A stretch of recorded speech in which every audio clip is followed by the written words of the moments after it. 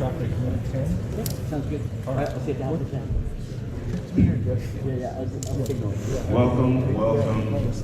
Welcome, everyone tonight. My name is Corey Murphy.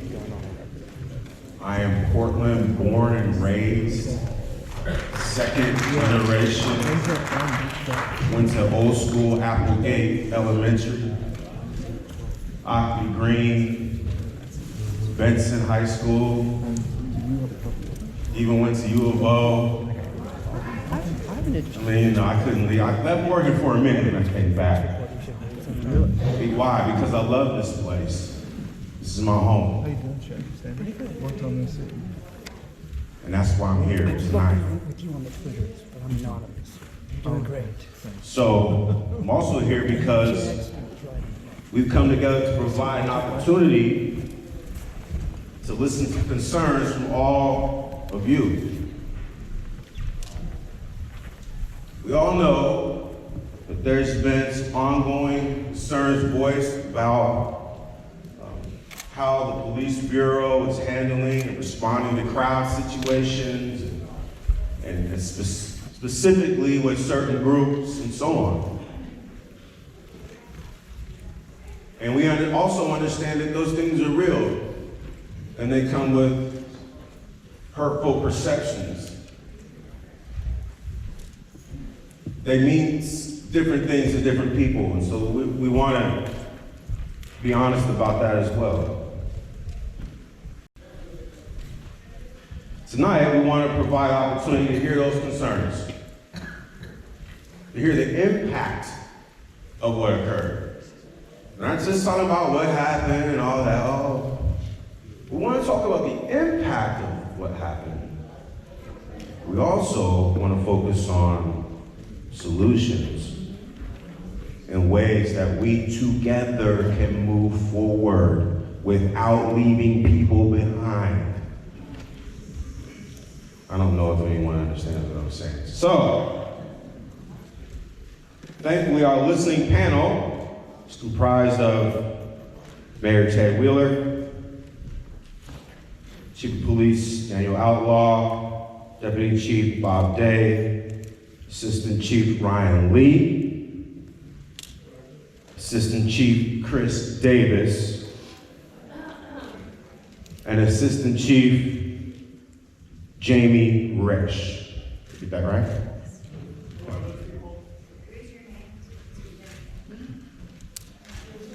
Thank you. I appreciate that. Appreciate that. Let's try this one more time. Thank you. Thank you. Let's try this one more time. Mayor Ted Wheeler. Chief County Outlaw. Deputy Chief Bob Day. Assistant Chief Ryan Lee. Assistant Chief Chris Davis. And Assistant Chief Jamie Resch. Thank you. Who do you work for? All right. What's your title? And you, sir? I am a concerned community member who has been here, right? Who has family here. That's who I am. And I am your facilitator, along with Daniel Garcia, who also is a concerned Oregonian who wants to be here to help guide a conversation. So we're gonna have a productive time during the short time we do have. Then let's kind of get this thing moving so we can get to your comments. How about that? Can we do that? All right. So, first, and after that, after we're gonna have some remarks from Chief Outlaw and from Mayor Ted Wheeler, and then we're gonna have to go through a few group agreements so we can make sure this is a productive time, okay? Now, before we do that, there's a very important person that needs to have a few words, okay? I'm gonna let him introduce himself because he is renowned. He is the pastor of this church. Yeah. So, we would be remiss to move any further without letting the And I was gonna say that the shepherd, right, have some words. Dr. T. Allen Bethel. Thank you. I am T. Allen Bethel, serving as senior pastor here at Maranatha Church. We want to welcome you here to our house this evening. Sorry my back is turned to a few of you over there. Let me see if I can turn just a little bit more.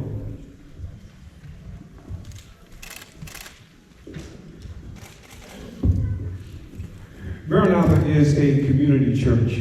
This church has stood here for a number of years and decades.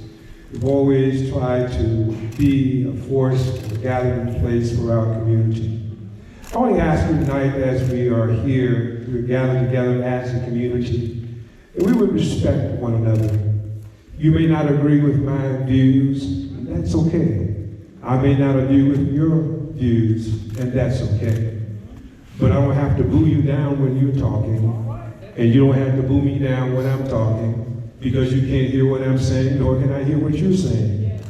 It just might make me think a little bit more. So I'm going to ask you just to be respectful. And as you speak tonight, remember, you have a time limit like I have a time limit. The more time you use, the less time for somebody else to speak. So please be respectful of your community people who are here. Once again, we welcome you.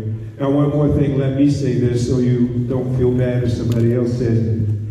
We do observe a hat rule in the house.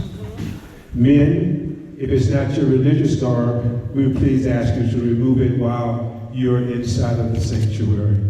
We ask for no food, just drink water. You chew your gum, don't put it on the pew. Put it back in your paper or keep it in your mouth till you go home. Thank you once again for coming and being here. Share with us about our community. Thank you.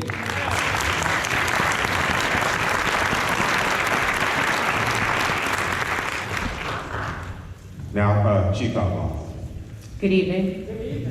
Thank you. Good evening.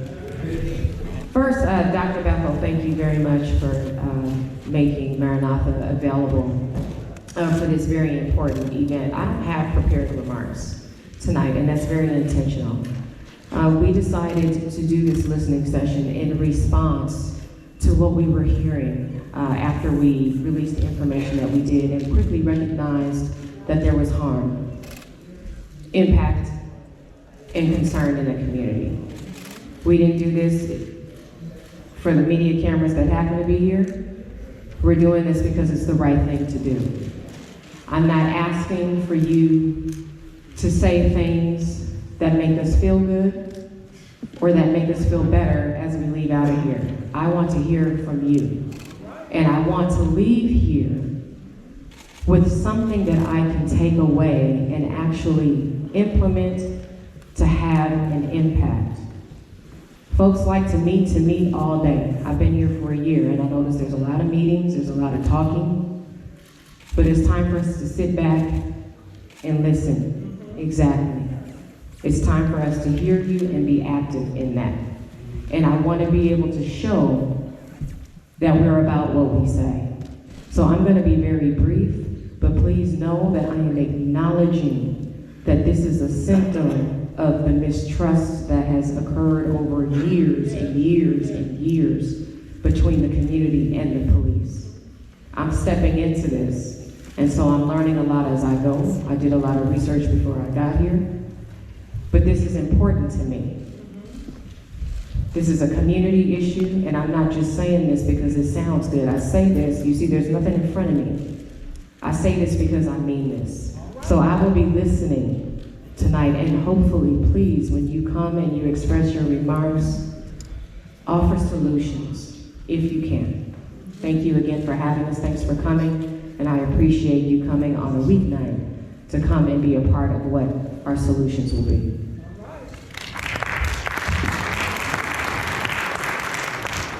I want to thank everybody for being here tonight. I know this was short notice, but I think it was very important that we come together as a community and that we have this conversation.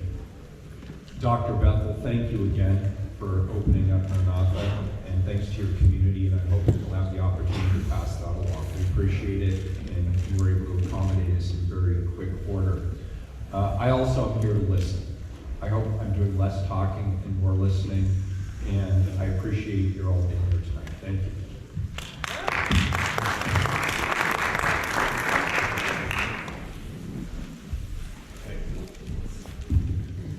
Thank you, Chief, and thank you, Mayor. Now let's get down to it. Again, before we jump into your comments and questions, we want to make sure that we share a couple of things here. The first thing is, again, we intend to make sure that everyone who has the opportunity to speak can speak. So we want to make sure we will have a time limit on speakers. Okay, you have a 2-minute time limit. Once your 2 minutes is up, I want you to be conscious. Your microphone will be shut off. Okay? And so be thoughtful about what you want to say. I'm being real. Now think about it. Can we get an additional minute for the deaf and parent to use the current transition? I really appreciate it. Absolutely. Absolutely right. The other thing is that what I want you to think about as you frame your thoughts or your questions is think about the impact and think about solutions. Okay? A couple of things. The session is scheduled. Are you going to give people warnings, 15-second warnings, 30-second warnings, so they'll know so they know? Absolutely. We can do that for you. In fact, this clock right here is going to give you a big warning, and I won't stand in front of it. Okay? So you'll be able to know that. And we'll help you out. Okay? So look, now that's the technical part, the process part. Come up, you're going to sign up, we'll go in order, 2 minutes, right? Microphone shuts off. Okay? Think about impact and think about solutions, ideas. Here's maybe the how you might want to think about it. Again, if we're thinking about, we understand that people feel strongly about this, and if we think about how the collective emotion in the room, no matter what you think, that's a lot of energy and a lot of power in this room. And we want to make sure that we hear from all, but we focus that into something that is absolutely productive. Because remember, I don't know about you, but like I said, I live here and I intend to be here. So that's why I'm here. So here's a couple of group agreements or ground rules. First thing is, and again, I'm just going to throw these out there. I hope you all decide and choose to own them as best you can tonight. Here they are. Speak your truth. And please let others do the same. Please do your very best to avoid attacks and stereotypes. Do your best. And this is a very important one. We're not going to solve it all tonight. So we're going to have to leave here, expect and accept some disclosure, some non-closure around this. But see if you can get somewhere. See if you can take a step, maybe in voicing your concerns, your truth, ask your question. And then again, we're going to ask simply that the people on the panel do the same. Speak your truth, right? We want you to let others do the same as well, right? And accept and expect non-closure in some of these areas. Because we're not going to solve it tonight, but if we stay together, we might just have a chance. Okay? The last one is the language. I'm just going to keep it real. So let's avoid vulgar language, period. Okay? Can we all just, show of hands, can we all just agree, please? But many of y'all can, thank you very much. Let's get going. So, 2 minutes. 3. And 3, 4, or 3 or extra 4, the hearing impaired. And I'm gonna put this mic right back here and we'll begin. We'll just go ahead and run down the list. The first person is Sean Swaggerty.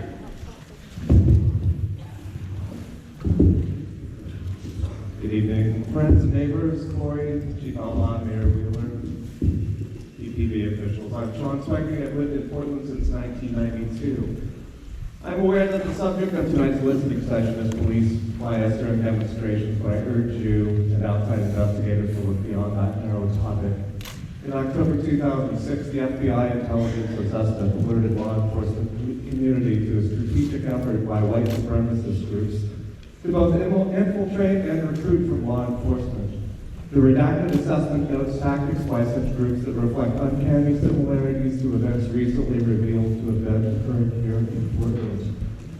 Perhaps there is an unredacted version of this FBI intelligence assessment available for your review in Portland Police Bureau files. Daryl Johnson, lead researcher on a 2009 report from the Department of Homeland Security, has said federal law enforcement agencies in general, the FBI, the Marshals, the ATF, are aware that extremists have infiltrated state and local law agencies that may be sympathetic to these groups, and has added that since 2009, the problem has gotten a lot more troublesome. Johnson said there's not even any training given now to make state and local police aware of these groups and how they could infiltrate their ranks.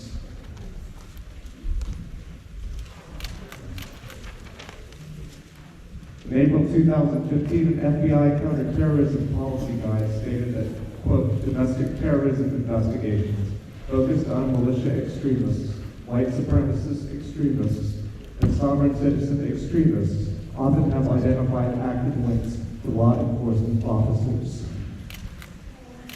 Given the context of recent and even past revelations and events, it is critical that PTB and independent outside investigators look very closely, not only at the possibility of coordination between extremists and members of the Bureau, but also at the possibility of infiltration of the Police Bureau on these groups. Thank you.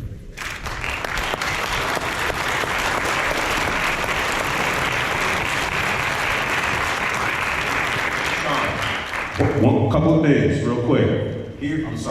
Here is the sign-in sheet. We're gonna start circulating it around. Next person is Philip Wolf.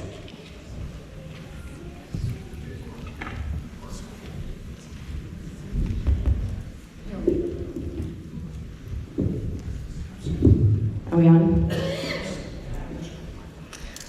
Hello. I feel like we shouldn't even have to be here tonight. Really? Again, this is happening once again.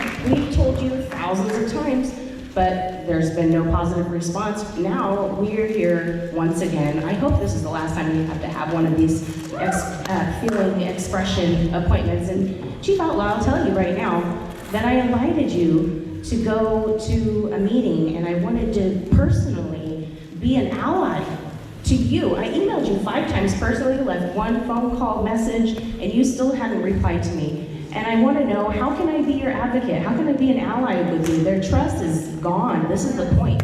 We are here tonight because I am so disappointed. I've tried to do my part. Where is your effort? Ted Wheeler, I've even spoke to you thousands of times. How many times have I tried to hold you accountable and keep you honest, and you have not replied to me either? Now listen, I am not putting up with this anymore. This is totally getting old. Look, I love you guys, love Portland, but tonight, this is messed up.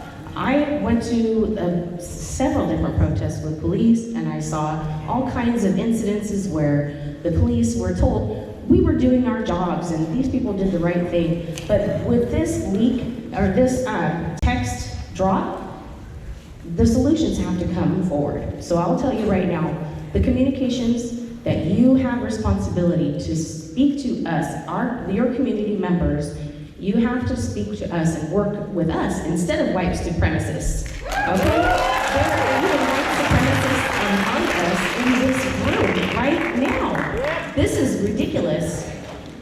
It's actually serious, okay? Mayor Ted Wheeler, as well as police commissioner. This is just too much.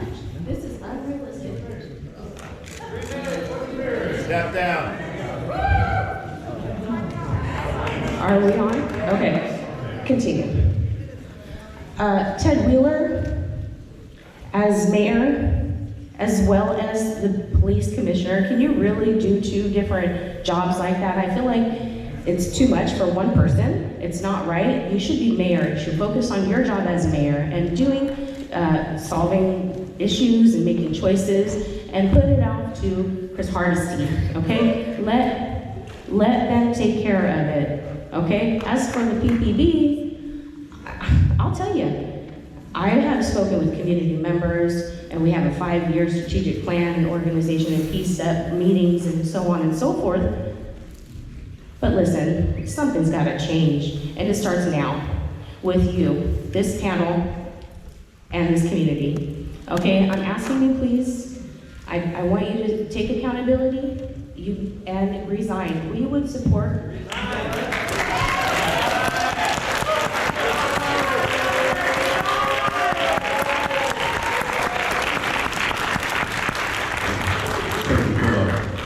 think we might need a little volume on this mic. Next, Luis Enrique. Hello, my name is Luis Enrique Marquez. The price of your police collaborating with the right wing is this. This is my daughter. She was 6. She's the very first person Joey Gibson ever doxed. This is Joey Gibson and his goons putting out an alleged pedophile flyer about myself. Your police knew he was doing this.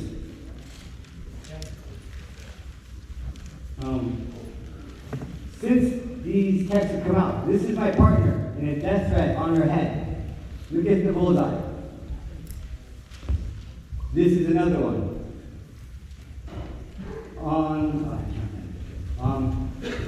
On St. Patrick's Day last year, my home was firebombed. You see that? That shot 6-inch flames out of it. My house could have caught on fire. My daughter could have burned, and I could have burned because your police collaborate with right-wing extremists. Boo! This is a rock. They went through this, my window. My daughter plays in front of that window. She could have died. Is it your kid, Ted? It's not. This has an impact on your community. And it's disgusting that you say you want to investigate this thing, but you knew about it the whole time, bro. Right? You knew what was going on.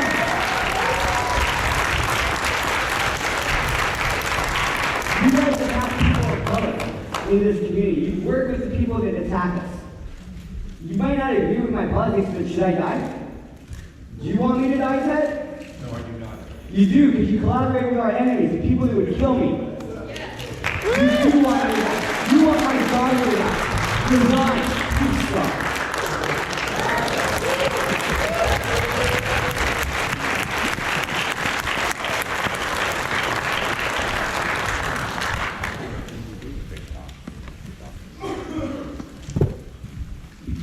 Hi, my name is Bob Woodruff. I'm not normally so nervous.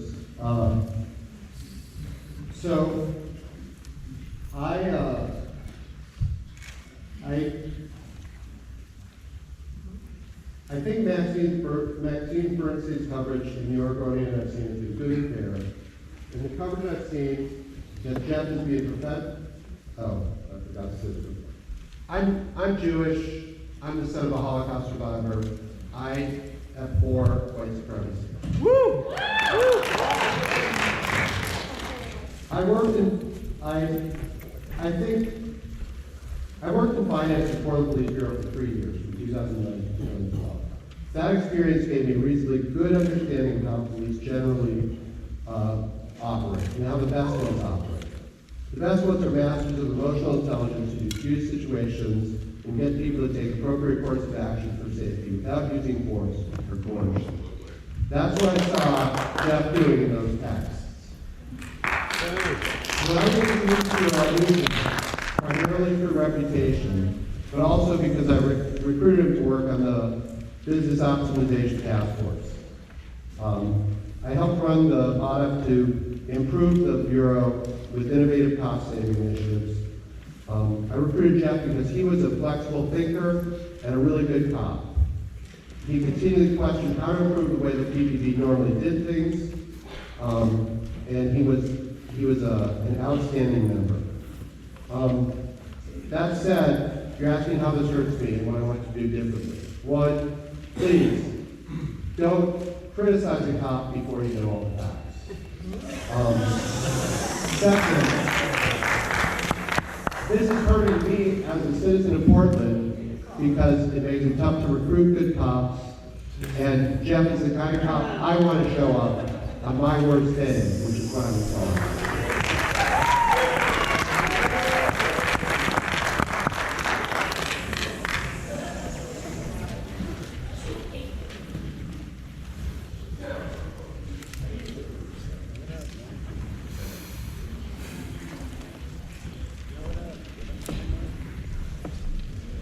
So, before we move forward, we're doing good.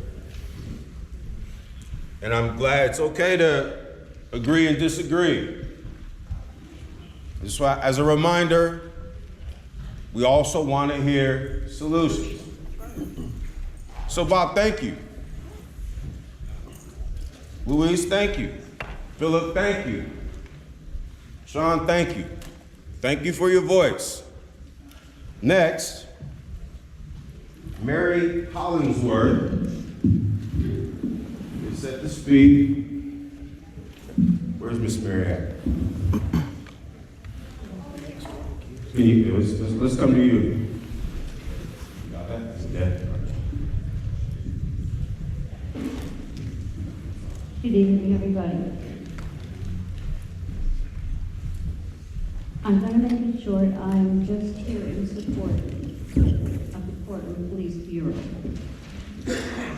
Because what everybody seems to forget in this room is that when you get in a car accident or somebody's holding a gun to your wife's forehead, that is the first person that's going to be banging on your front door. I also think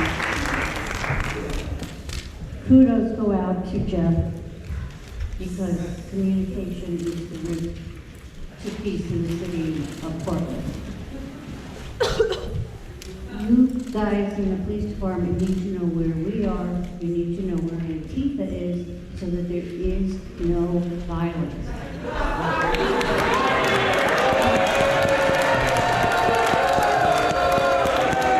Hey, let's give her the respect. She's got 2 minutes just like you will. People don't know respect, and that's part of why I'm up here, is to thank the police department for watching out for everybody, for every citizen. This is what we deal with, and that's why we Patriots Prayer does go out to have a march or an event downtown. This is what we put up with, and it has to stop. Violence and name calling has to stop. And I would like it very much if you would take that into consideration. And I think part of the solution here is for the police department to keep up knowing where these specific groups are so that they do not clash. But the one thing that does bother me though is to see a group of people literally take a street down and rough up a senior citizen. And there's no police box, no police presence whatsoever, none whatsoever. We don't close down streets in the city of Portland. We have a police department. We have a police department. And see, this is how you people are. This is exactly how you are. Don't tell me to sit down. I'll tell you. And then police chief. Thank you.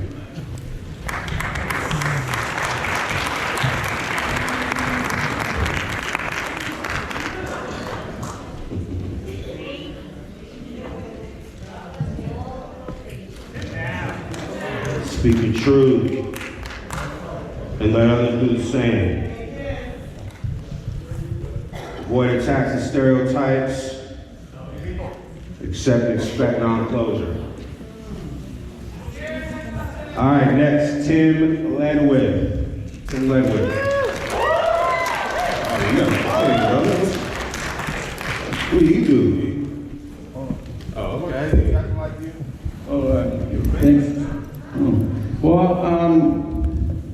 in terms of the violence that the last speaker was talking about, my name is Tim Ledwood. I was assaulted on the street on Broadway in the middle of the day, not at a protest, as a person walking across a crosswalk by some of the people that are talked about in these texts. In fact, the person who assaulted me was talked about in terms of him evading getting arrested for a warrant for other assaults. Tiny. Yeah, so I didn't want to deal with that. Like, I have my own political beliefs, but they didn't factor in when this situation happened. I was just a citizen walking down the street, and I didn't like being called homophobic slurs from a truck. And then I was assaulted. My pregnant ex-wife, who I was going to meet at the time, was threatened at the time. She was 8.5 months pregnant. I got a mild concussion. I got my lips split open by two individuals that are twice the size of me, and for nothing. I mean, I'm 35 years old. It's not, I mean, I'm from Boston. That's not the first time I've been called a homophobic slur from a truck and punched in the face, but Jesus. Sorry. But like, what bothered me was that I didn't want to participate in an investigation because I do have a healthy mistrust of the police and all that. And every step of the way, I was completely validated in that. It seemed like he didn't want anything to do with it. And the only time right now I got subpoenaed for a grand jury with this. It happened to be an hour before the article about it went to the press. They just happened to be coming across the case, so. Appreciate it, thank you.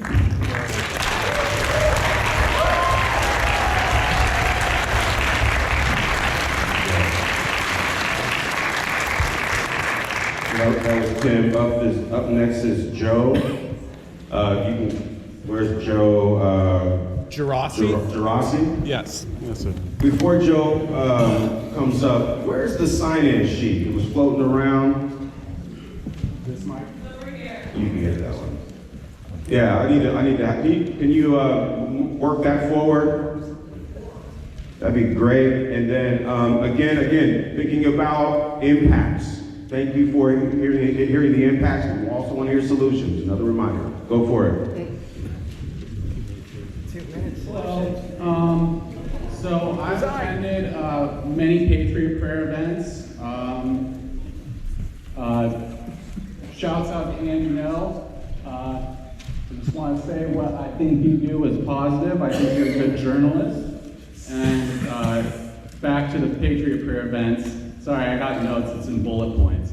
But I've been to the August 4th event. I've been to M2, and I've been to other events that I don't quite remember the date or the name. But also shouts out to Haley.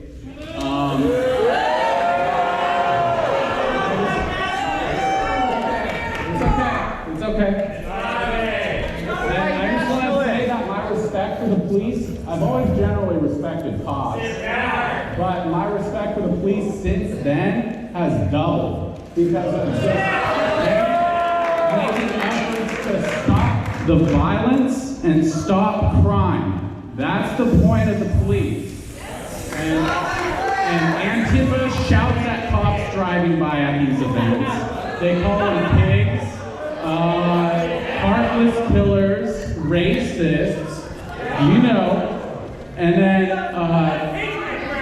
the Patriot Prayer Conservative, they're a conservative group, so they're pro-military. They respect cops. And I want to say that Antifa's hissing, spiteful, venomous, F the system, exactly, is the entire point of their movement. So the difference is night and day. The difference is night and day between the overall attitude of Patriot Prayer and the overall attitude of Antifa. So just do the math. You're coming up. Math that the police would prefer. Yeah, I need to grab that. Patriot Prayer, There's a couple people that so are. my suggestion is let it go.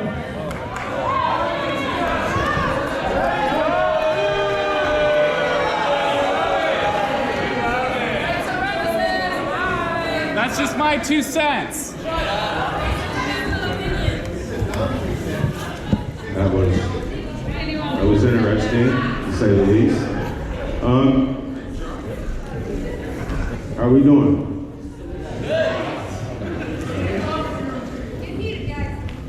So I'm glad you're really looking. I'm glad you're making that face. Yeah. I am. That face looked like. I don't play poker, and I said I was gonna sit here and listen, but here's why. You're doing a good job! I appreciate you, thank you. I didn't come here, and again, it's great to be supported. We're here for solutions, people. It's 2019. And if we spend the next hour and 40 minutes, if we come here, I'm not gonna try to speak over you. That's right. I call this meeting to hear from you, to hear from you. So, Hang on. thank you. Hang on 1 second. So wait, I just want to say this. Okay. Seriously. We have to come up with solutions so we don't continue to come here time and time again and talk about the same thing. I've been here for a year and it's the same thing. So I want to hear you speak, but please offer suggestions of solutions. And Mr. Will, I heard you. I will speak to you through your interpreter after. But please, can we offer something meaningful and not try to speak over each other, because when you speak over that, we can't even hear, regardless of who's speaking. So please, I look forward to your 2 minutes too. Thank you. Okay. Let's see, Tyler Bristow.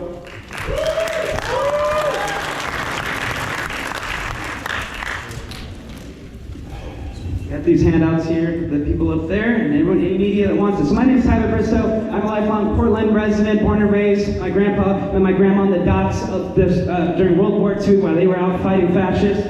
So I've come from a long legacy of that. In 2018, there was a campaign in Montevilla which I supported to stop the sweeps in the neighborhood. As a result, I was targeted and doxxed by members of Montevilla Initiative and publicly threatened and demeaned. So in the lead up to the elections, messages were stolen, emails were stolen from the neighborhood association and sent out about an antifa scare in the neighborhood.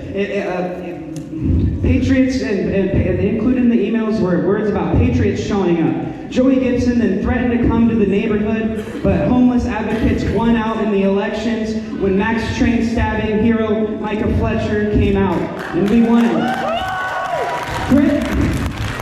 In the ensuing aftermath, threats continued against all elected members of the neighborhood association, which, may I remind you, is an official entity in the city government of Portland. Those are elected officials in the city of Portland. So my question is, why is my name included in the public messages sent out as members of Antifa, with 5 out of the 7 people listed there being elected officials to the Montevilla Neighborhood Association? So why was that sent out? Why is the Portland police talking to people saying this is valuable information? Thank you for sending me this information, including people in our community who are elected officials who are advocating against the police's policy of sweeping the homeless. Why is that happening? That is a crime, criminal negligence. And meanwhile, Mayor Ted Wheeler sits and meets with these anti-homeless hate groups, Montevilla Initiative, and their sisters and brothers in the Lynch Neighborhood Association, which also does vigilante actions targeting the most desperate people in our communities for violence. So, this is no coincidence that a few months later, my name is put on a fucking dossier, and I am targeted Thank you very much, Tyler. Thank you very much, Tyler. Can I have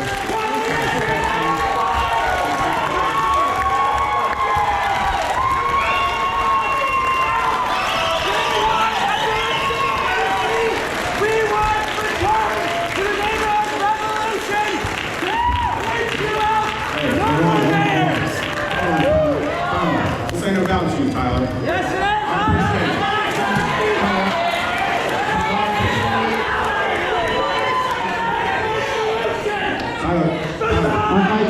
I just want to say one thing real quick, is that in this interaction right here, Corey got hit in the head, and the pastor who hosted the space almost got hit in the face too. And so I just want to say that we just need to be sure that we're respecting the space.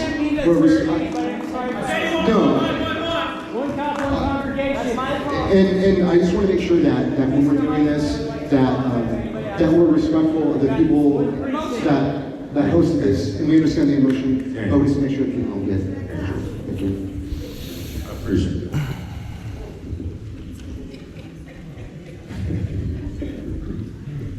Oh, man. Y'all are something else. I ain't gonna lie. It's funny that I didn't see a lot of this happening when my folks was. We'll have another conversation about that.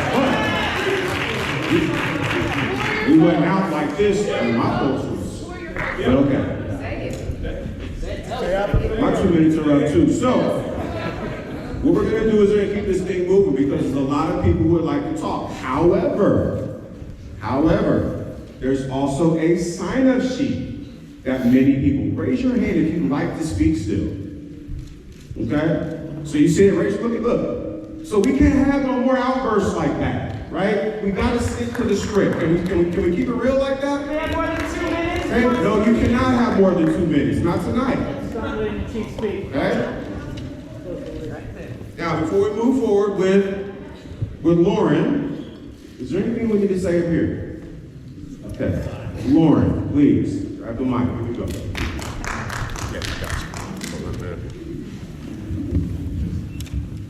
Hi, good evening. My name is Lauren. I've lived in Portland for a little over 10 years. And I'm here to discuss why I mistrust you all and the impact this has had to me. I have been in the community volunteering. Get closer to the mic. Old people board volunteering. It's not working. Hold on just a second, please. What color mic is that one? There are 3 colors. I think they got swapped. One of the mics died. The other wireless mic I can died. hear Okay, you good. started There to are photos on those. This one's red. Red, one's white, one's black. So tell And me this is which black. one you want to use. Yeah, black. This is black over here. One with the black? This is black. Okay, do a sound check. Test.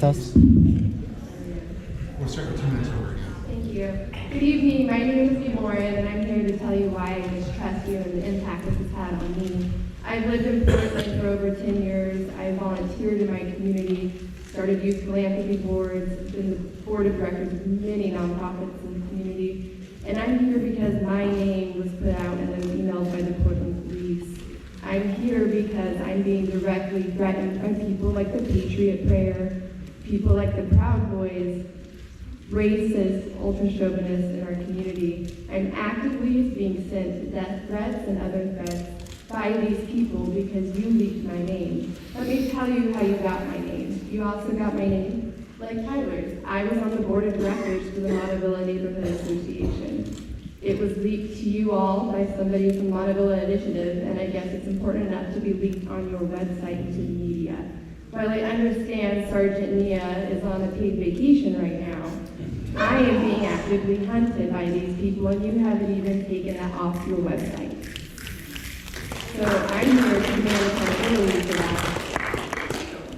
Thank you. I'm here to let you know that you guys have directly put my life and many others in danger. Who am I supposed to call when I'm being threatened? I certainly can't call you. Who is it supposed to be? Thank you.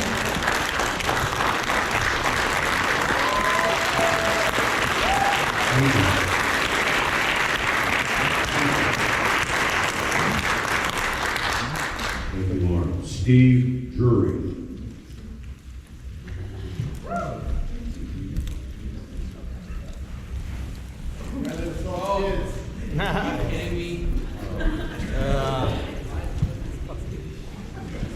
My name is Steve Drury, and I don't remember Portland. Long time ago. criminal. You know, Likes to touch kids. Grabs them when they have masks on. I'd like to see any of the texts. I want to ask a question.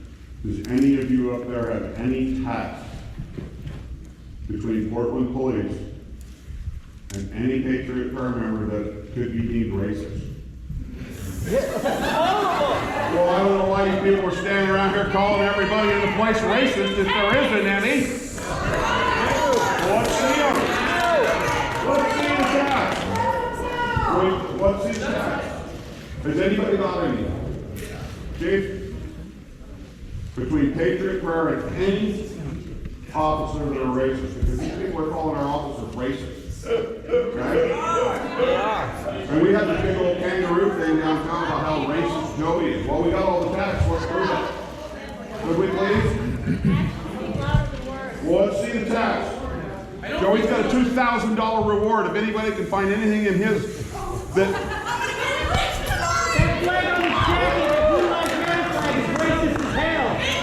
Yeah. You people are using this racist crap as a tool to fuel hate. You're a tool. Blue Lives Matter Okay? is not racist. You're a racist. Right. You can't even buy a racist. You're a racist. I'm a racist. Yes. Okay. You stand with racists and fascists and nativists. Do I? Yes. Hey, I went to federal prison camp. All right. You Thank you can't very be a much. racist. Thank you very much. Thank you very much. I went to federal prison camp. Appreciate it. You can't be a racist. Yeah. I was open. It's okay to have different opinions. Documented Right? by the Okay, federal Thank government. you very much. More? All right, next. Proof it. Proof it. Proof, please. Proof. Right. Proof. Proof that I'm a racist. Step up. You're a criminal? Yeah, I am. Yeah. Reformed criminal. No. You're a criminal. All right. Hey, can I have your attention, please? Because here's the one thing I didn't say at the beginning of this. This gets out of hand, we can shut this thing down. I'll shut it down. Straight up. This is not productive. This is not productive. I'm saying this is not productive. So, what we expected was impact and solutions, if you have them. So those that want to speak, we want to hear solutions, okay? Now, if you have another way that you feel, I'm certain there's other ways for you to give feedback to the police. But tonight, there's people who spent their time, like me, who are here because we want to get the solutions. We don't want to hear about your problems. I get it. I know we all have problems. I do. But I'm saying is that we're going to be here, let's make it productive. How about that? Yes, I agree. Okay. It's a listening session. Yes, it is a listening session. What are we listening for? Exactly. We're looking for solutions. Listen. So in order for us to do it, if we're going to do it, then we have to make sure that we're listening to each other's truth, that you can speak yours, and you can make sure you're listening to others. All right, pal, we got it. Are you sure? Are you sure? You're showing off.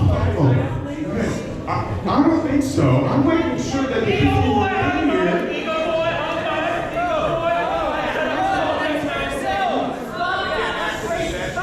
I'm waiting. Can we get back to the session? You should apologize. You should be embarrassed by your behavior, sir. Is everybody understanding of what we're trying to accomplish for the next hour? Right? Okay, again, I'm not sure. So, what I know is, yeah, we are. Deborah Wilson is the next one to the mic. Deborah Wilson. Please give Deborah Wilson your full attention, please. What the fuck, man?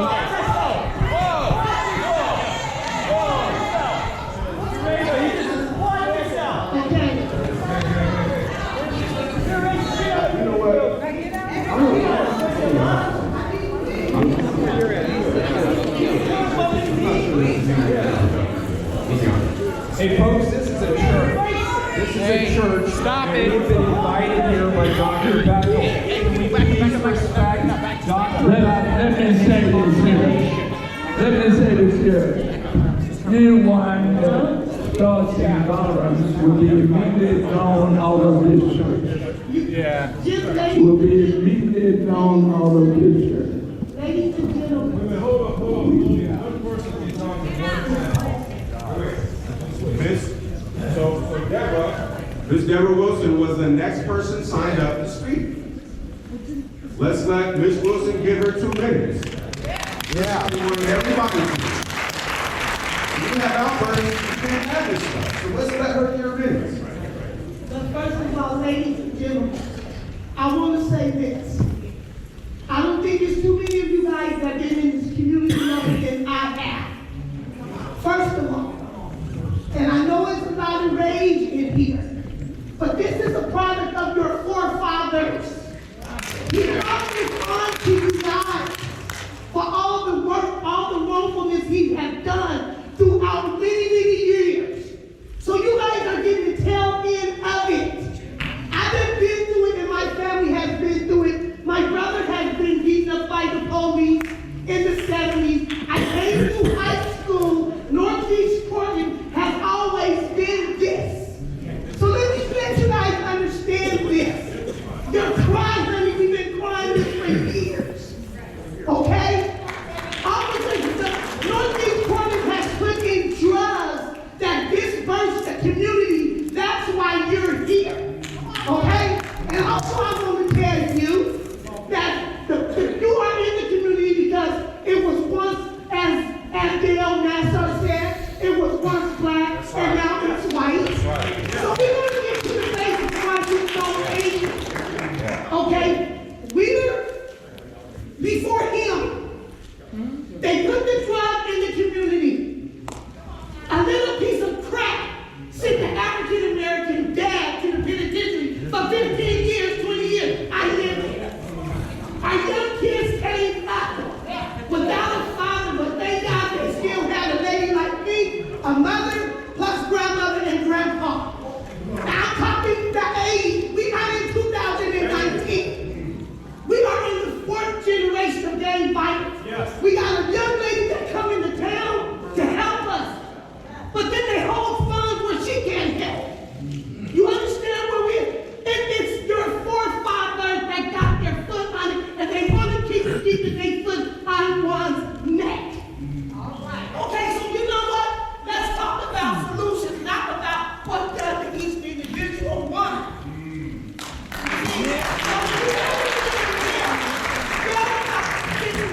We can help each other.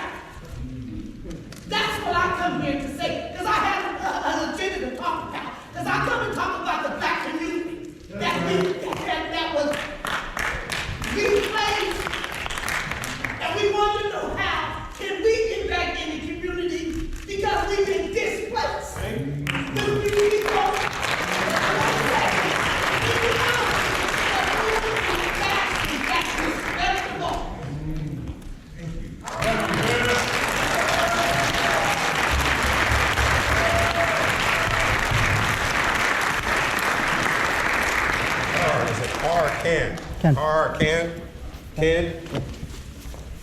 Cantonelli?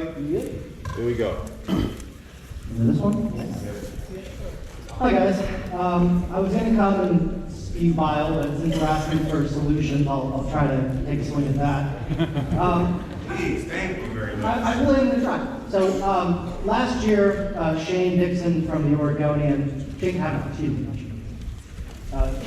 wrote an article about June Davies of, I believe, Portland resistance, who he had text communications in a similar time frame. She was ultimately ostracized from her group of protesters, sent death threats. So I think the most reasonable thing I can say is that if you're going to have any groups where the police are in communication with leadership or just members trying to do information gathering, that's probably not a tenable position from like a pure game theoretic standpoint, because certain groups are not going to want to talk to the police, and then the other groups will look like they're incurring favoritism. So. Thank you. Charles, Bridge, Ann Johnson. Sausage something. Say it again. Good evening, Mr. MC. I'd like to, if you feel that. Well, I mean, he was on the list, so. But he pushed all of us in this aisle, and you're gonna let him stay here? We're gonna. Yes, because Luis Enrique is not the arbiter of racism. I'm not saying he pushed me. That's physical. We get the leadership of the city. That's physical assault. We don't need him to do I'm not following what the issue was because I didn't see what happened.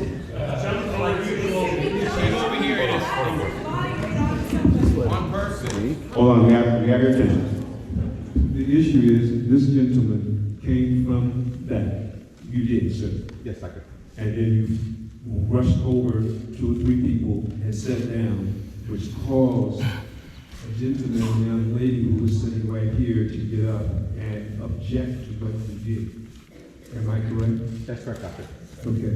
So that becomes the issue as to why some are wanting to know, should he still be able to speak?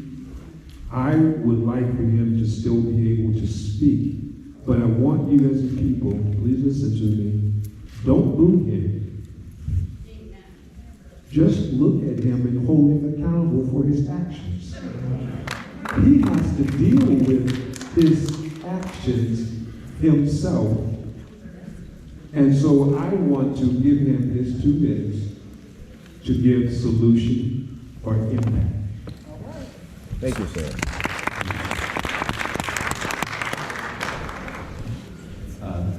Thank you, Doctor. Because obviously the issue is more important to me. The woman who I was, when I made my comment again, that taunted the MC, I was only hoping to have us, people, not just me, everybody get the mic sooner and get their full 2 minutes. Many people said good things, but the key issue here is that however much I, as a Jewish/white protester, might have serious concerns that the police department is biased and ineffective in providing safety, the risk to me is much lower than the pain and death that has increased in the community of color during the last 6 months of Portland police conduct.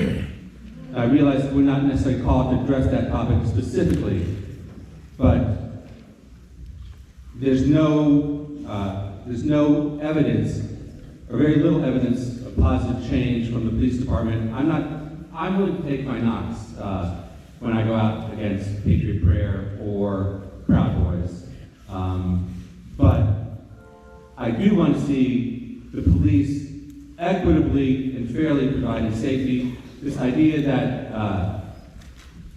you're going to whitewash these ridiculous texts back and forth between Jeff Nia and Joey with some weird explanation that he was doing his job or something like that. There's no way that job was done properly based on the ridiculous response the mayor and the police department have put forth. You didn't come forth and say, we're releasing the text from an ongoing investigation in an attempt to maintain peace and safety. Like, oh, shit, our lieutenant's sucking the balls of Joey Gibson.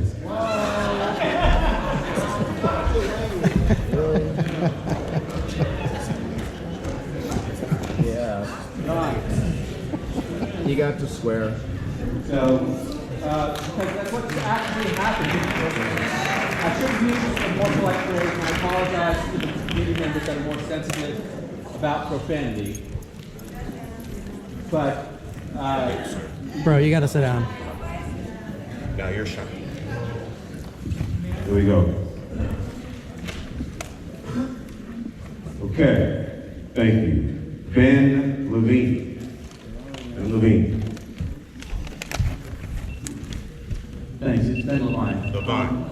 I was only 13th on the list to sign up to speak, and so we really need to be respectful when people come up.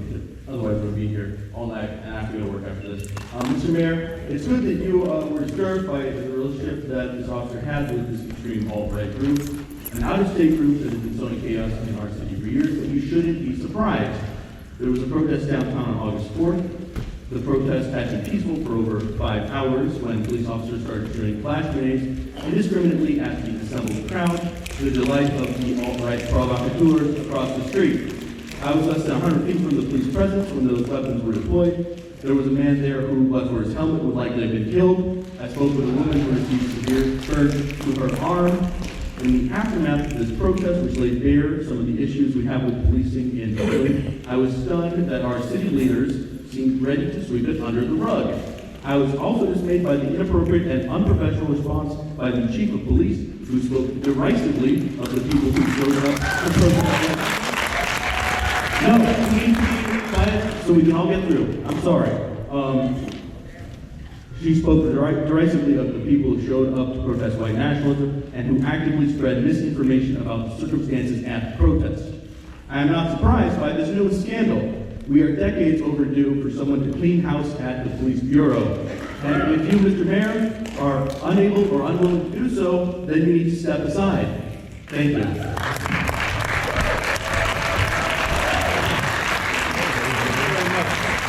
My man Zach I said Zach. Ben Levine. Ben Levine, follow the rules. Well done. Well done, Ben. Ethan Harrison, they, them pronouns. Thank you.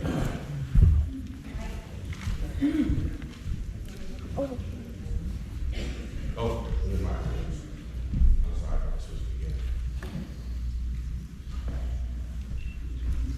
is it on?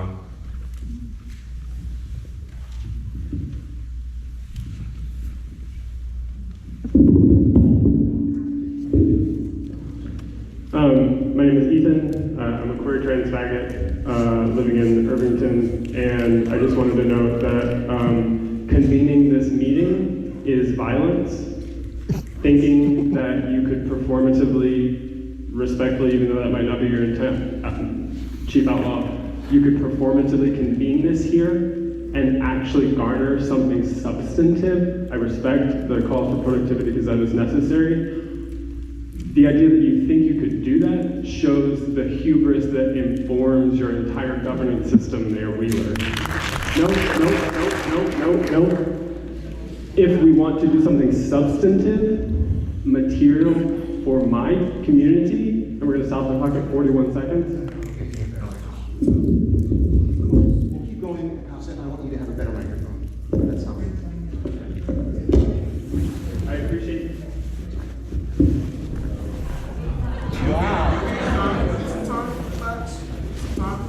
Switch it on. Give some time. We'll start with fun. Use another minute before. So something that would be substantive for queer and trans people in Portland is to defund, to disarm, and to disband the Portland Police Department. Don't clap, let it resonate.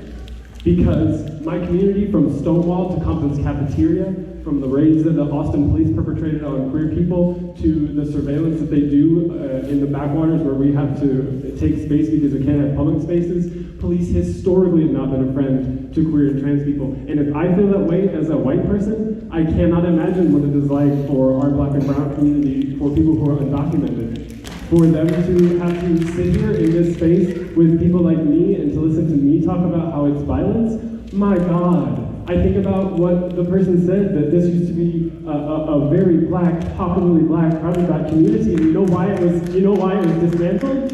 It was because the Portland Development Commission, Prosper Portland, was created by the mayor to drive black people out of this space. And if you as the mayor still collude with that entity that's now renamed itself as this grand gesture for community, then that is hypocrisy. For you to stand in that place and say that you want community. So in light of the 6 trans and gender nonconforming people that have been attacked in the past 2 weeks, in light of your violence against houseless people, like this is a farce. And my God, if you think this is community engagement, you ran on police reform. Then what the fuck are you doing? Like, what are you doing?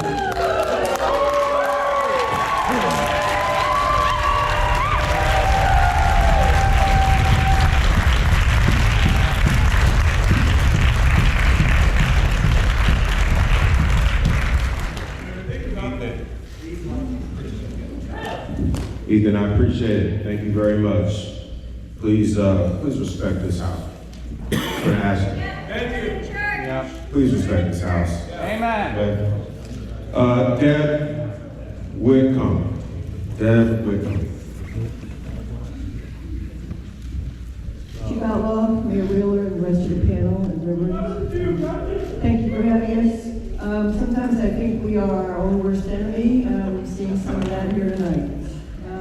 I'm here because I was at the August 4th demonstration, counter demonstration, and the one takeaway that I have from that is that I think the Portland police need to be able to clearly distinguish who these different groups are.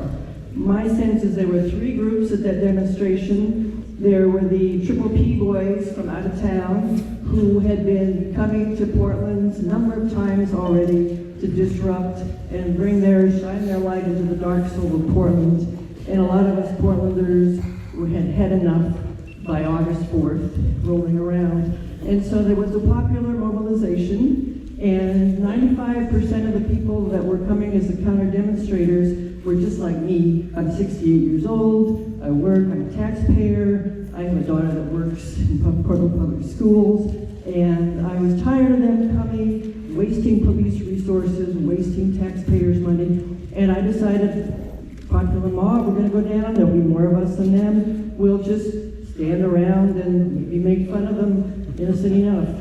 Okay, so there was us, 95%, except after the fact it became anybody that was in that was antifa. Well, I'm certainly against fascism, but I am not officially antifa, and I do not want to be associated with their tactics. I may share some of their beliefs, I do not espouse their tactics. I wish they hadn't been at that demonstration because I think it would have been more effective had a small group of the Triple P boys been surrounded by just citizens who were fed up with them, but that didn't happen.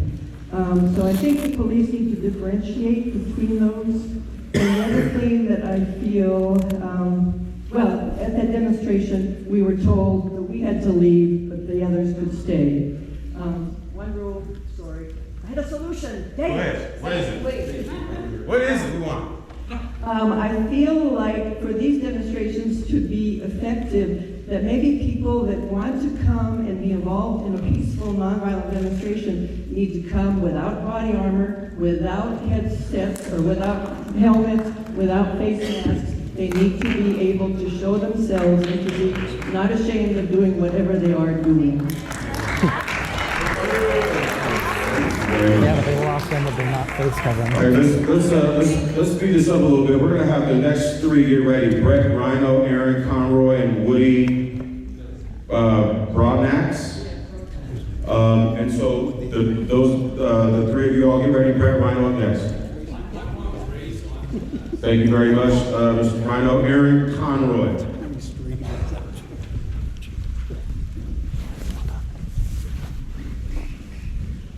Thank you.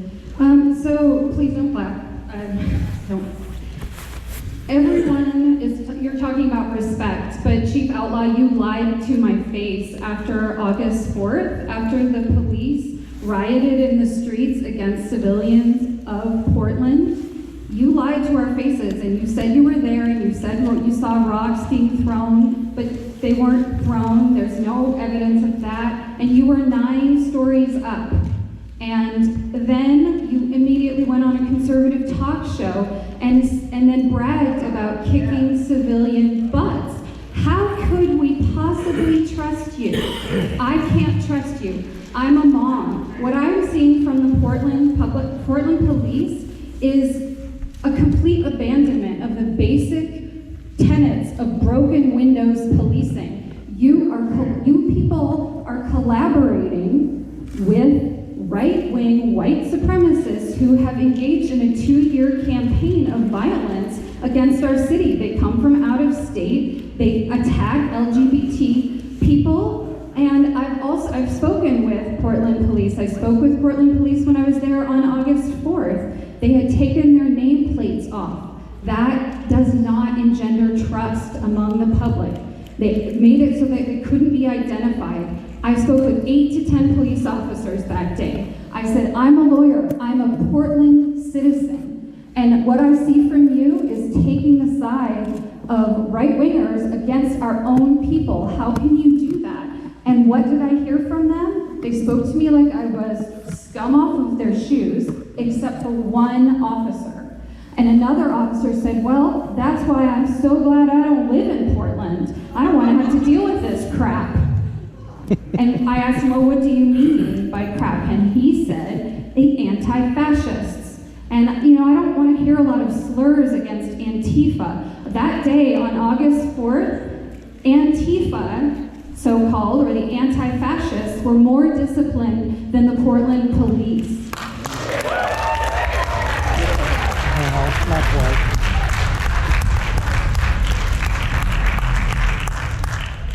Would you like a solution? Please. Is it on? Thank you. So in my opinion, the time is past listening sessions, and the city needs to be providing direct, straightforward answers to our questions. You need an avenue for citizens to provide questions in writing, and for you to provide answers in writing so we can see them. And also taking action including immediate and comprehensive bias testing of the entire police force, so you can identify officers who have ties to white supremacists in the area, or who have affiliations or excessive bias against LGBT people, or people of different races, against women. And then we also need a hate crimes task force that will reverse Portland Police's practice of declining to investigate or prosecute hate crimes. Thank you.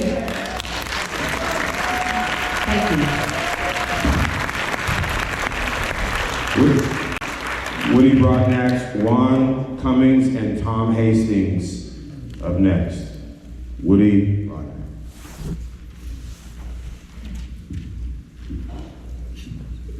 You guys seem to be fired up. I mean, you're being disruptive, and don't get me wrong. I'm saying I came here to hear solutions and get to the seed of the problem. They can only come from these people that are sitting here at the dais. Now, Ms. Outlaw, I'm from Oakland, California. I experienced, like, in my 71 years, a lot of this, but in a more violent fashion. What I'm saying to you, and listen to the people, because what they're saying is there is a form of collusion within the police department along with City Hall. The reason I can say that is because I was attacked in the city store. I was beat down. When the police came, I was the suspect. A young lady intern from the police department, she just come on the force, she's the one that approached me first until they found out that I was not a suspect. When she found out that I was not a suspect, the elder officer pulled her back, a senior officer stepped forward, and he tried to make it go away, to change the conversation. So I proceeded to City Hall, the district attorney's office. I'm going to the scene to find out why I could be beaten down, went to the city of Portland to take me back to 1945, to take me back to racism. And you can help us to do a lot of what needs to be done just by listening even to the people who are talking the way they're talking, but you have to make a decision within your heart. You know the history, and you should know the history of these people. Like the sister said a minute ago, it was our community. When I say our, it was the black community. Now look at what's going on now. We can't even get a thought across amongst each other. Hate is so prevalent. Even from the president of the United States here, hate is president. And look what it's doing to us. Turning us into savages. It's instead of looking for an ideal, looking for a solution from these people who are, even if they're the police, if you're an adversary, listen to them.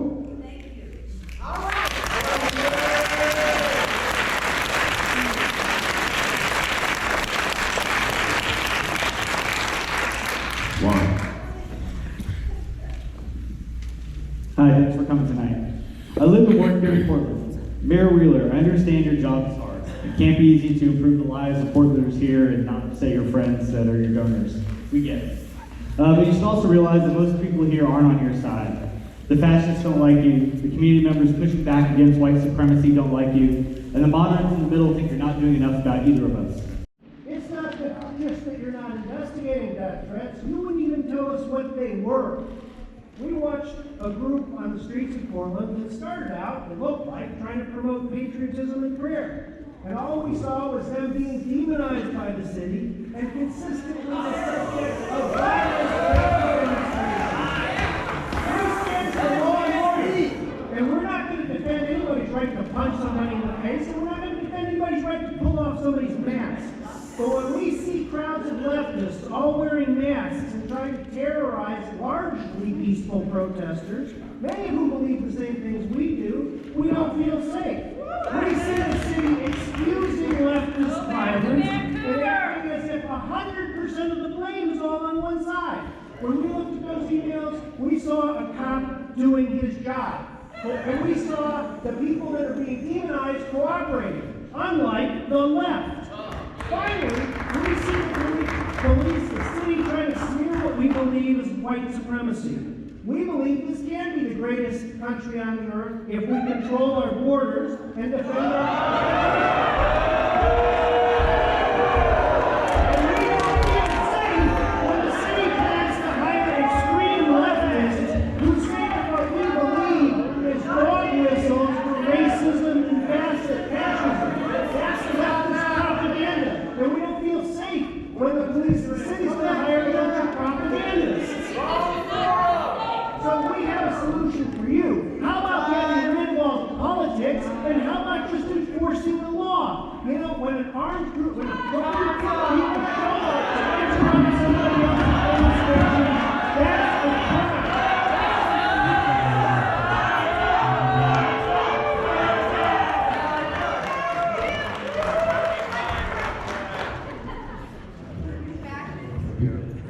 Before Alicia gets her 2 minutes, before Alicia gets her 2 minutes, we need the sign-in sheet to move forward. What number are you at? What number, so I know? 27. Well, we're at 27, but we need the rest of the sign-in sheet to come.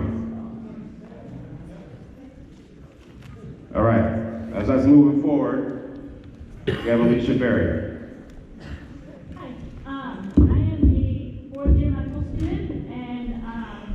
I did a lot to get to medical school because I want to serve people and I care about humanity and I care about people's safety and health, and it is also why for 20 years I've been in the streets as an activist. And some of those times I've actually worn a mask, so I'm that boogeyman too.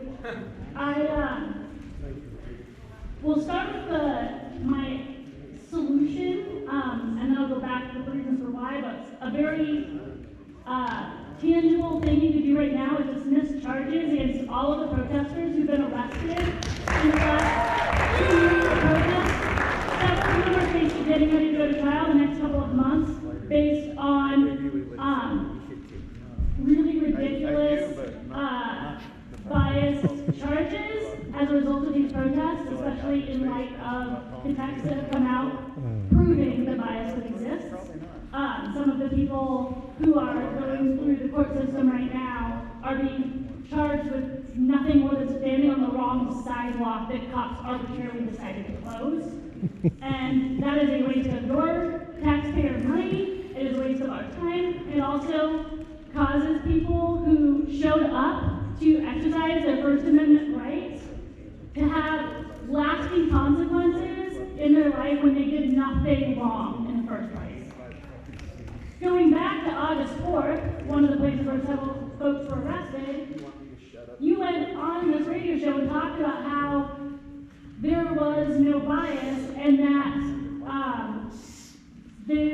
you laughed at the person who was injured. As a future physician, I can tell you very much those injuries were very real, especially as knowing people who cared for that person. And the text messages show pre-planning between Mia and Joey Gibson days before the event that mentions the entire team making a plan to allow them to march in the streets, even though you said that they were not allowed to march in the streets, they just took to the streets. But they took the streets after a group of people were attacked, and it very much looked like the people were attacked to allow them to march.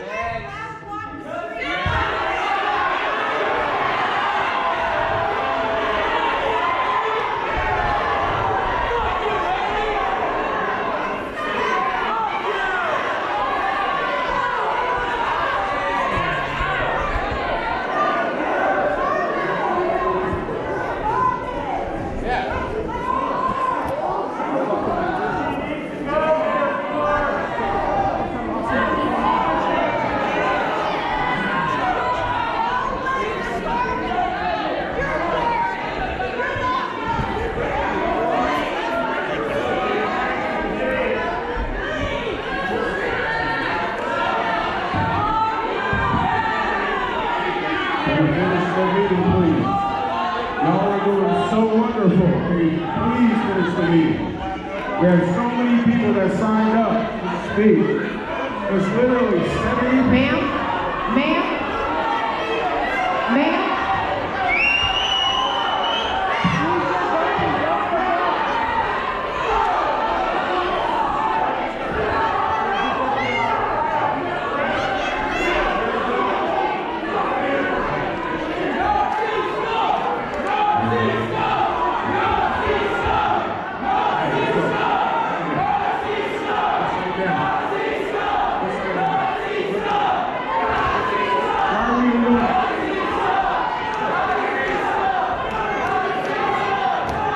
Thank you very much.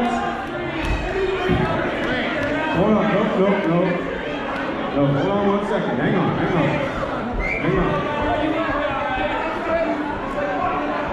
Yeah, we are. Listen up, please. We are asking her to leave. She needs to leave.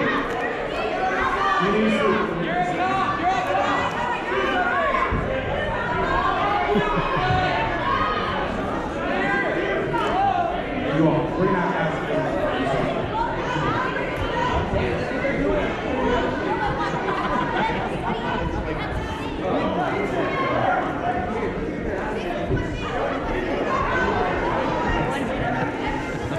Oh, man. What a new, huh? Well, that's why you can't have one group talking to the police, because civility is dead. It is dead. We can't be reasonable anymore. We can't be reasonable anymore. If you're here, we can continue. We can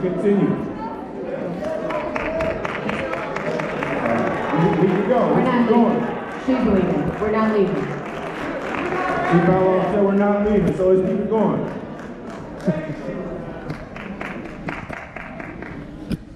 All right. I'm gonna get this name wrong, so please forgive me in advance. I don't know if it's you. It's me. I was gonna say, can you please pronounce your name? Yeah, my name's Hyam Nam. Nam. Thank you very much. Hi. So to build, I think what we need, you want to hear solutions. To build community trust, I think we need to start with reassigning the police bureau to Commissioner Hardesty. In the last 2 years, we've had major problems with police accountability for a long time. In the last 2 years, we've seen major increase of police using military weapons against the public, assaulting the public, including senior citizens like Peggy, like Betsy Toll, etc.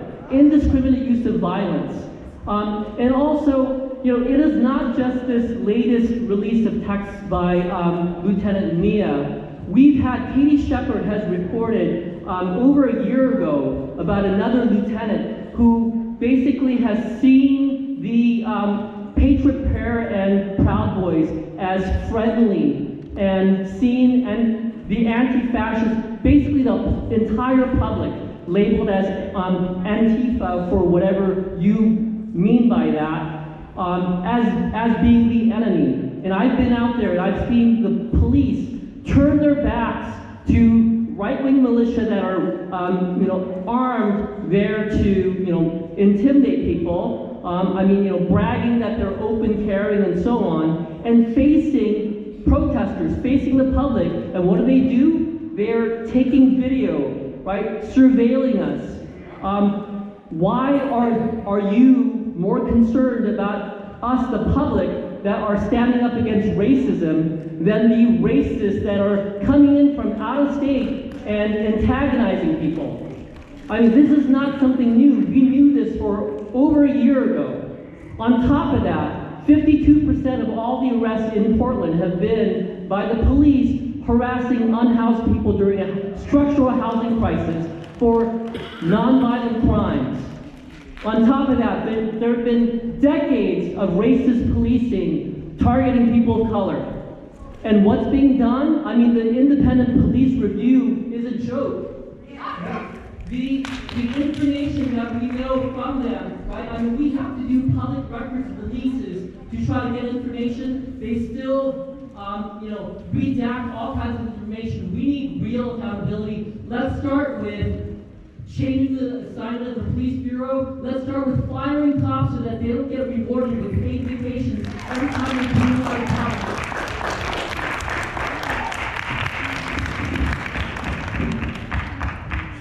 So next up is Lilith Sinclair.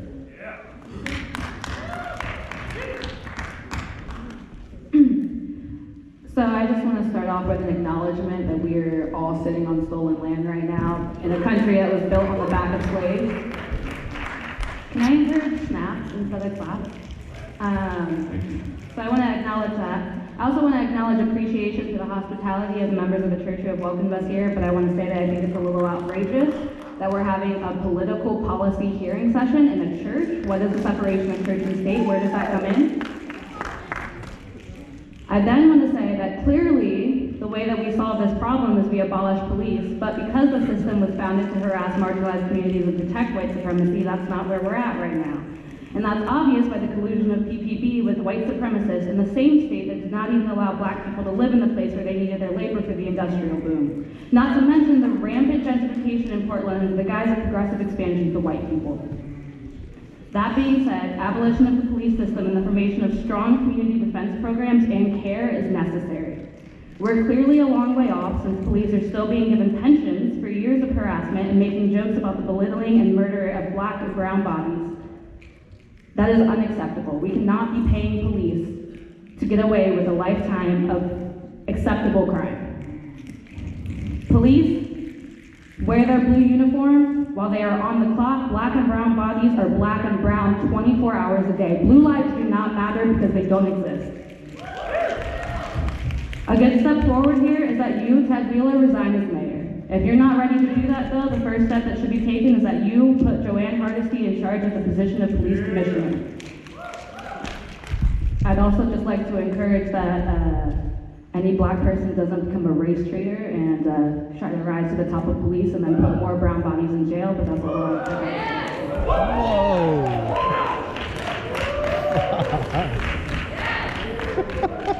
Right, real quick, before Lloyd Kendendorf comes up, my man, what's your name? Huey P. Martin Jr. You said you had 10 seconds, right? Give me 2. No, I can't give you 2 minutes. You got to sign up for everybody. Last year. Hold on. Where's Lloyd Kendendorf? Should we let him know?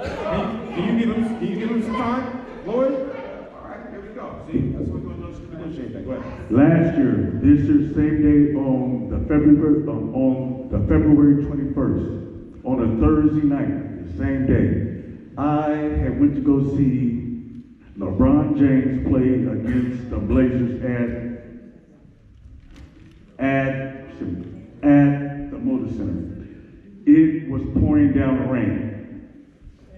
The police, the Portland police came up on me, pouring down rain. I had just left the game and I'm going to go to see my girlfriend. The police pulled up on me at the Q Center.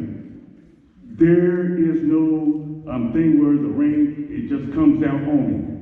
The police came up on me and said that I had ran up a tab for the $38 at this place called The Way Back.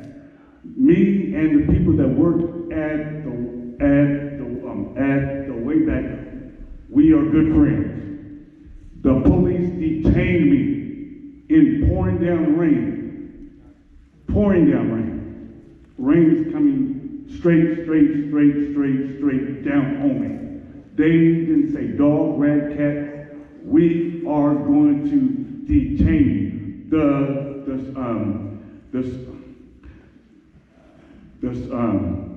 The supervisor had to come and said, let's take him up to the Way Back. They put me in handcuffs. They take me to the Way Back. The people say, hey, Huey, what is going on? And they had looked back and said, what the hell's going on, Huey? The arresting officer told his compadre, who was a white female, said, take him wherever the hell he wants to go, because I'm through with this. Okay? This is no lie. It was a year ago today. Danielle, please, watch your job. Please. Yes. Because you are the only black in charge, and they are going to get you. Okay, hold on, sir. Hang on, sir. Loyal Kimmendorf. Let's get Loyal back up. I want to switch his name. I'll give you a shot in a second. Next we got Lloyd, we got Emery M, and we have Dan Harmon, Dan Handelman. So we got Lloyd, Emery, and then Dan. Oh, sorry. Testing. Anyway, thank you for allowing me to speak today. And I just wanted to say that I don't think all the police are bad. And but we do need to weed out the ones that are. And just like any company, you have that. One of the things that I have a question about is when we go to these rallies and we have a group over here and a group over here, and the police are just facing these people and not these people, they should at least be equal, like this, down the line. And that would show that you guys are not being biased to one side or the other. Anyway, I appreciate your time. Oh, one more thing, I have it. If people from out of town want to come and have demonstrations here in my town, where I pay the taxes, perhaps they could put up a bond and cover the cost of the extra police and the cost of the disturbances that they cause. Thank you. Thank you very much. Thank you for all of the impacts, all the solutions. Emery M. Good evening, everyone. I also want to thank Reverend Bethel for inviting us into your place of worship to hold this pretty intense meeting. As we've seen from the Republicans here, we see from right-wing media, we see the alt-right, we see police who are largely right-wing sympathizers. This is a moment of urgency. In many countries, when this unity happens between rising fascists like Trump and his followers and the police, we all get our freedoms attacked. And it always happens fast. And that's why nobody stops it, and it keeps happening. So perhaps many of you don't take that seriously, but many people here are taking that situation very seriously, and I just want to be earnest about it. So we're here with two key words in mind. We want solutions, and we need trust. So I'm going to offer some very realistic solutions. And to many people out there watching, These might seem weird or not realistic, a future that's not possible. And after I say them, I'd invite you to think about them and think, why are these solutions so weird? So let's go to the weapons that are used on August 4th by the police. Those are very dangerous weapons. They're used in very dangerous ways. I was there. It's traumatizing even if they don't hit you in the head. Those are weapons of war. So why can we not envision placing a big dumpster outside the police and taking all those weapons and putting them in there and having the state police come and pick them up and go melt them somewhere? So one solution is to take away the dangerous weapons that are being used irresponsibly. Very simple. It's not done. It's not even talked about. 2, the heavy units. So Chief, you talked about the heavies they're the ones that you pull out to shoot the grenades at us and attack us and hit us with the batons and chase the journalists down the street and hit them. Disband them. There's a solution. We should disband them. They're not being used on them. They're being used on us. They're being used on us in a time when fascism is rising. So there's solution number 2. Solution number 3, surveillance. There's a lot of surveillance right now. There's no transparency. Thank you. Number 4. Oh, my time's almost up. We need the police contract. We need the police contract out in the open. Your time up.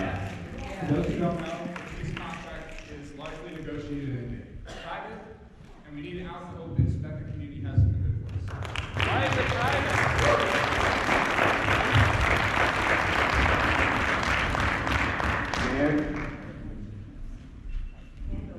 Dan handled it, thank you. That's for the pen. Hello, I'm Dan Handelman. I'm with the group Portland Cop Watch. Until tonight, it seemed that we were the only organization concerned about Naya and Pete Simpson's being on an email list run by a person. Oh, hold on. I'm sorry to stop you. What are we doing here? Can we have you go over here where the other cameras are? I don't know. I'm just worried about the He's not bothering me, okay? He's not bothering me. He's not bothering me. No, Dan, don't worry. But I am getting feedback on this microphone. All right, so if I might start again. It seemed like we're the only ones who were concerned that Lieutenant Naya and Sergeant Pete Simpson are on an email list run by a person with a Rise Up account, which is run by and for progressive activists. It names key players in the Patriot Prayer and Antifa organizations and movements with no allegation those individuals are involved in criminal conduct. This goes back to the state statute, ORS 181A250, which one of the bases for why we just demand the end of the BPD's involvement in the JTTF. The statute prohibits collecting or maintaining such information. If PPD officers were well trained, which the mayor and the city attorney claimed, they would have removed those names from the email before circulating it and warned one another it was inappropriate. That did not happen. And beyond that, as was mentioned earlier, the release of that information without being redacted has serious consequences for people, and you heard from them tonight. In terms of reaching out to people who organize protests, there's a way to do that professionally without grooming people to be friends, which has been explicitly stated as a goal. And you use them to gather intelligence. Our parent group occasionally works on protests which assigns police liaisons. There's not been a reason to engage in chummy dialogue about developments in activists' personal lives. It's all about, we want you to march here and here, and we want to march here and there, and the police saying to us, you can't march where you want, you march where we tell you. The case of the progressive activists who fell into Lieutenant Naya's friendly banter is about as much about our community need to reinforce the reasons for Miranda warnings as it is about the police overreach. There's a reason you have a right to remain silent is on that list of warnings. The lawyers who work with us on your rights training say never talk to the police. We try to talk to the police, we talk with the chief. We try to have calm and rational exchanges about how to promote a police bureau that's free of corruption, brutality, and racism. And we can have a cordial and professional exchange between the police and the community, which is not about false friendships or digging for personal or incriminating information. Thank you very much. Nancy, is it Nancy Newell? Nancy Newell?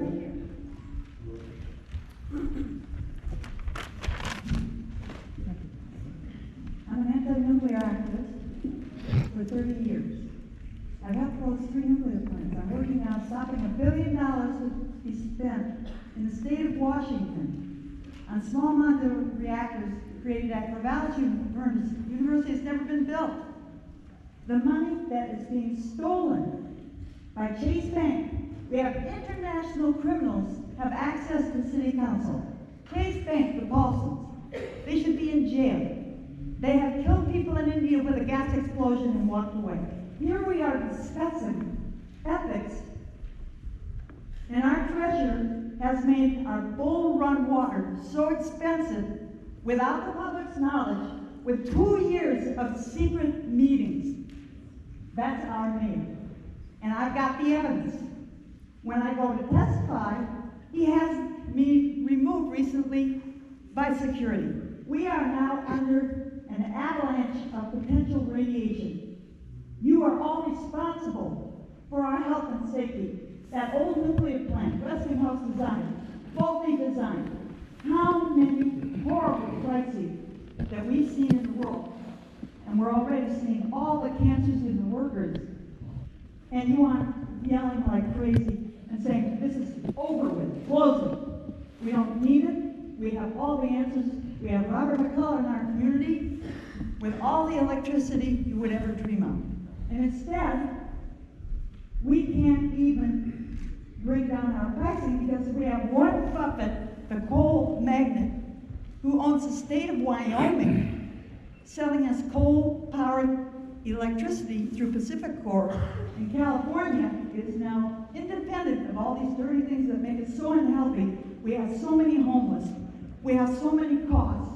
People can't pay their homeowner taxes, and they're out in the streets. What kind of city are we living in? What kind of people are we? Let's face the real problems. Let's keep marching on City Hall. Let's have us thrown out. We're trying to get this done. Thank you. Mark Salavate. Hello, I'm a lifelong Oregon resident, and I attended the August 4th demonstration, not as on either side of the thing, but in my work as a writer and a journalist, mostly taking pictures. And at one point I found myself over on the Patriot Prayer side, and I observed that they were heavily armed, carrying metal rods, thick wooden dowels, in many cases these kind of weird hard plastic with metal, what do you call them, like brass knuckles, tactical armor, police nightsticks. Some had gun-looking bulges in their pants. I don't know, I didn't pat them down. But, the police had announced in advance that no weapons would be allowed in the parks. Now, they were right on the edge of the park, so technically they weren't violating at that point where they were giving their speeches from the loudspeaker. At one point I heard Tiny, I don't know how to say his last name, Toeezy, whatever. Tiny was actually giving an angry, encouraging violent speech, as we know, with warrants out for his arrest in front of probably 20 Portland police officers, unmolested. And at one point he said, okay, we're gonna move down to the Hawthorne Bridge, which is where things got out of hand, and apparently the tear gas was fired later across the street. I wasn't there at that point. But he said, we're gonna move down. So I went to a Portland police officer and said, hey dude, heads up. They just said they're gonna march through the park and you've said that's illegal. And look, you can see all the weapons. And he was like, I've been ordered to stand back. We're gonna let him go. And I said, what? And he said, yeah, sorry man, I'm just taking orders from the top. So I have a question. Chief Outlaw, was that your order or Jeff Neal's? And my suggestion would be enforce your own rules equally against the armed militants from outside of our city. Thank you, Mark. Hold on. Let's go, Soraya. This is a listening session. We're trying to give everybody an opportunity to speak. Let's go. This is Soraya's time now. It's not your time. Let's go. Thank you. So when Patriot Prayer and their associates started coming to Portland and spewing hate and assaulting people, I hoped that the police would protect us. I kept wondering why they arrested Portlanders, but not these right-wing thugs who were crossing state lines to come harass and hurt us. I was also at that August 4th protest. I echo a lot of people's concerns. I know there was also that weapons cache. I don't think people have mentioned that was later discovered. That was really scary. So I kept thinking the police might arrest some of the thugs, at least the more violent ones. I kept wondering why they never seemed to. I think a lot of us have been wondering. So I remember a report saying that the police thought that the thugs were more mainstream than us. And to be clear, these guys are not mainstream. They wear militia insignia, Confederate flags, t-shirts praising war criminals, they defend rapists, they have YouTube videos of themselves assaulting protesters and shouting racial slurs at 5-year-olds. That is not mainstream, but certainly not Portland. I also wondered if the police take the thug side over ours because we sometimes yell rude things at them, but the thugs seem to praise them. Do they think that the thugs are cool and want to be buddies with them? Can they not see the harms that the thugs are causing us? Or are they just scared of them too? Like we are. So, I don't know the answer. I came here hoping to hear some clues and I'll think about it later, but still love to hear some answers and some solutions that I have. One, this right now is a great start, continuing asking for feedback and listening.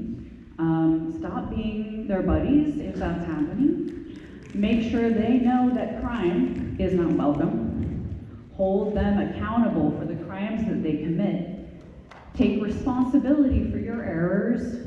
And instead of being defensive, this includes the police union. Be honest. See us. See that we are Portlanders. We are diverse in our makeup and in our approach.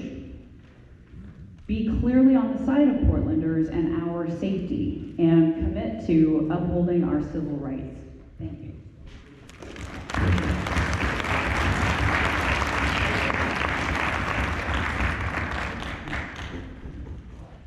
So it is 8 o'clock. Wanted to make sure, I know that Tracy Molina, Quentin's still here, and Michael Bojanowski. So listen, it is 8 o'clock, and I just want to make sure. Are those only 3 left? No, there's plenty left, and that's the problem here.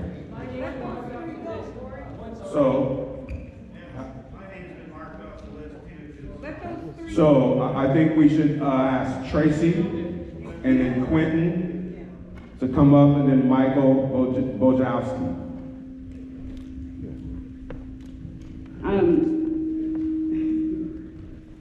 I just want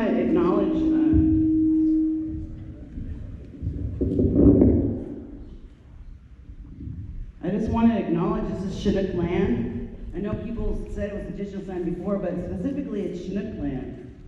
So I just wanted to mention that much. For 20,000 years, this is Chinook land. And it's sad that wasn't even honored in the beginning, which a lot of cities are doing to honor the land that they're on. So that would be one of my solutions, is I would learn whose land you're on. My name's Tracy Molina. I'm from Siletz, Oregon. That's the reservation where they took the people from here and moved them with the United States Army. And my children are enrolled in that tribe. So I just wanted to give another solution to have more diversity training regarding indigenous issues. There was a time I was at a protest, well, maybe more than once, that the officers acted very negatively to us smudging, which is an important cleansing thing we need to do to be spiritually right. And so to have that interfered with didn't feel very good, and I apologize for losing my temper and cussing at that person who was saying that, because he should know better. I wanted to say, I can't wait to get my $2,000 from Patriot Prayer, because I'm gonna prove they're racist tonight. And I want to prove it with their own video. On January 20th, there was a Reclaiming Martin Luther King march that they showed up to with Trump flags, okay? During that time, watch the video. That's all I gotta say is watch the video. It's racist. Okay. 15 seconds. Okay, during that march, that blonde thing that came up here, Haley, threatened to kill us. Threatened to run over little tiny African-American elementary school children carrying a banner. My God, how is she allowed to come into this church? The sacred place. This is a sacred place. How is she allowed to come in here? Just did that. That's it, that's all I gotta say. Woo!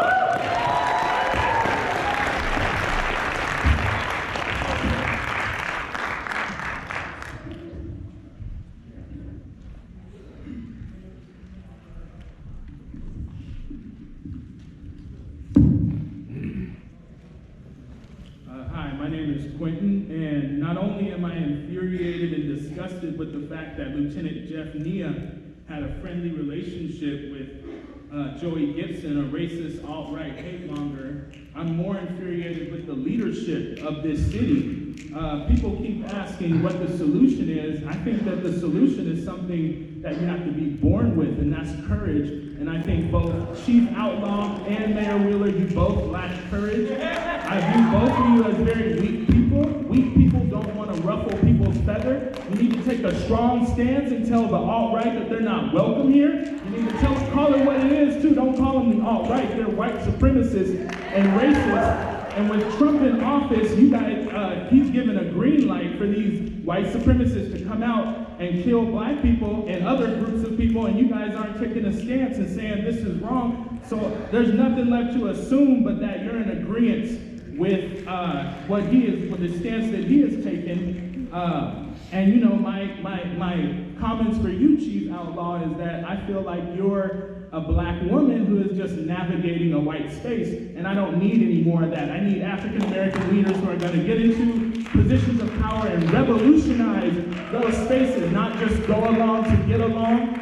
You know, Andre Gladden, a 36-year-old black man who was paranoid schizophrenic, was shot dead by the police, and I didn't hear you take a stance about anything that had to do with that. So you're no good to me. You're just a black person that's in a position of power. And Mayor Wheeler, you did that because you thought it would look good, but 2020 is coming around and you got to get elected again, and we're watching you, and other candidates are looking real nice right now. So get it together. Stop killing our people. Stop killing people that didn't do anything, and call these white supremacists what they are and get them out of our city. Woo!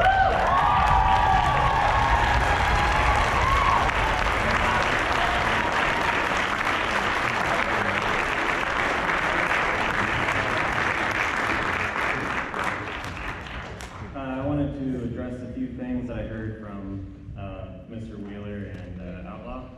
To address the things I heard, Outlaw, you said that we need to fix the symptoms that led to distrust. Well, distrust is not the problem, it is the symptom. And both of you talked about confronting white supremacy, yet Ted Wheeler and Outlaw, you and all of the white city commissioners, tried to hide the reasons behind the firing of George Lewis, or Greg Lewis, I mean. You decided it was more convenient and cheaper to pay him off than to fight back and the rhetoric. In the words of Jean-Paul Sartre, you do not fight fascism because you are destined to win, you fight it because it is fascism. The same applies to racial supremacy. Lies by Outlaw on NPR about the August 4th protest. You said that there was grapefruit-sized pieces of concrete thrown at police. Well, either the Southwest infrastructure is a lot worse than I remember, or you lied. I was there, the police fired first, and you did lie. Police do not need training to recognize and identify white supremacy. They need to stop identifying with white supremacy.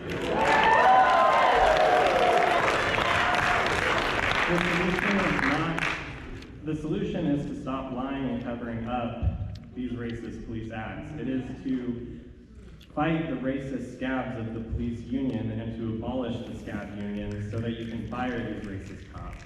And if you can't do that, the next thing you should do is quit. And shout out to Hardesty for having the courage that none of you do. If Hardesty wants to be police commissioner, I think that's pretty cool.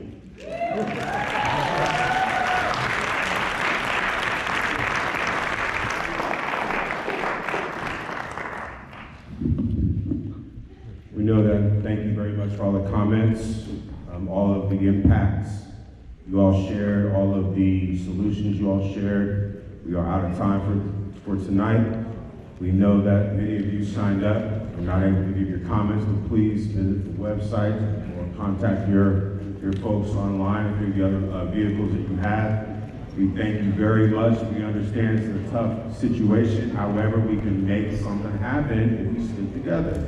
Thank you very much for your time. Any other thoughts today? Thank you very much. Would you like to say something? I'm sorry, what'd you say? Oh, okay. I just want to thank everybody. Actually, if I had my druthers, if it wasn't so many left, I would sit here and listen to everybody else, but we got looked like 50 people left. I learned a lot tonight, and it's very intentional, the fact that we really wanted to offer the time to you to allow us to sit here and listen. There was a lot of information that when I personally reached out and asked for individually to be educated on these things because of the system I represent, people didn't want to speak to me. But there was a lot gleaned for me and the staff here tonight. I mean, you can believe me or not. We didn't have to hold this. I'm being genuine with this. I'm being genuine, seriously. That's fine. That's fine. But I want to thank you for your time. Thank you for coming. I'm not going to try to speak over you. What about the actual Nazis on Portland Police Bureau's payroll? What about your command? If you only knew. Okay, I mean, again, I'm not going to try to speak over you, sir. You wanted to hear me, but that's it. Thank you. Have a good night. Thank you, Chief. Thank you very much. Get rid of your actual Nazis on your police force. What about your protecting Nazi cops?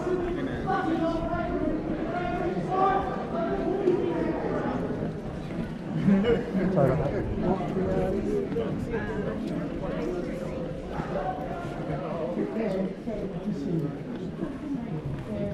Who knows what evil lurks in the hearts of men? The shadow knows.